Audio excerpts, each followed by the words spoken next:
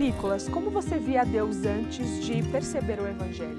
Era difícil de eu aceitar os erros dos outros e os meus próprios erros, porque se Deus é justo, justíssimo, e Ele se baseia nas obras, Ele vai contar os seus erros e os seus acertos. Puxando para um lado, se fosse uma prova, se você tem mais erros do que acertos, você não é aprovado.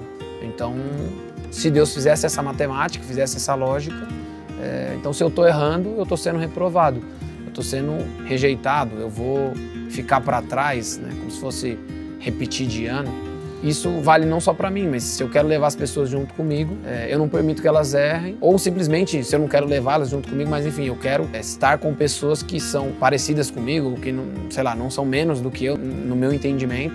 Olhava o Evangelho como uma coisa pesada, uma coisa que trazia pra gente, às vezes, temor, tudo errado. O mais que você fazia, você sentia sempre que você estava errado em tudo, no fazer, no falar, aquele medo que você falava assim, poxa, uma coisa muito estranha, mas mesmo assim a gente continuava andando, porque achava que era o correto. A gente se cobrava muito, né?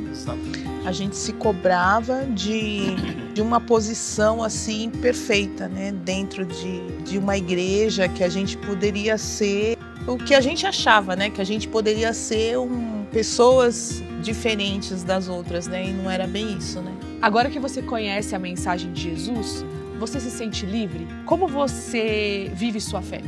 Às vezes é difícil para entender, principalmente quem está de fora, talvez tenha dificuldade de entender como nós somos livres se a gente vive praticando doutrinas ou liturgias. Mas uma vez eu vi uma postagem que falava que aquilo que a gente faz, na verdade, por conhecer a mensagem de Jesus, por acreditar nisso, por viver isso, não é um peso, é um privilégio.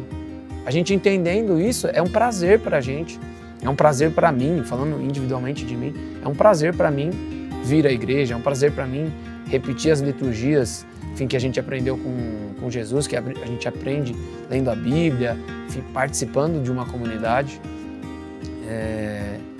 E isso me dá mais segurança da minha própria fé. A gente leva Jesus como se mais suave. A gente tem um temor, porque sabe que Ele é sobre nós, Ele é sobre as nossas vontades e atitudes e o que a gente passa. Então, o nosso respeito continua, né? Mas a gente vê Jesus como suave, como se Ele fizesse parte da nossa vida, da nossa casa, mas Ele dentro da gente, né?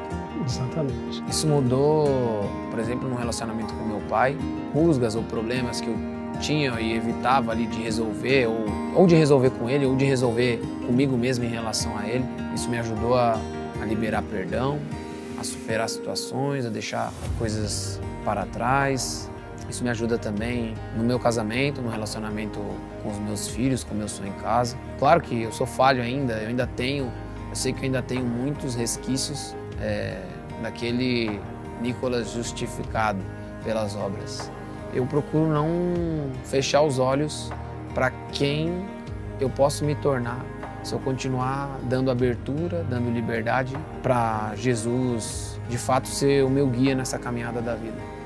E uma frase, o que vocês celebram na Por Amor? A gente celebra por amor, o amor em família, que é muito importante pra gente. Eu celebro falando com você. Eu agradeço a Deus, muito a Deus, de colocar você na minha vida, um anjo, sabendo que essa vida aqui que nós estamos, né? E eu estou falando assim como nós estivéssemos dentro da igreja, como nós estamos, mas viver a melhor história do nosso amor, que é o mais importante. O mais importante de nós estar é o que nós estamos vivendo. E eu dou graças a Deus de estar vivendo com você a minha melhor história de amor da minha vida. Tá bom? Amém. Eu chorei agora.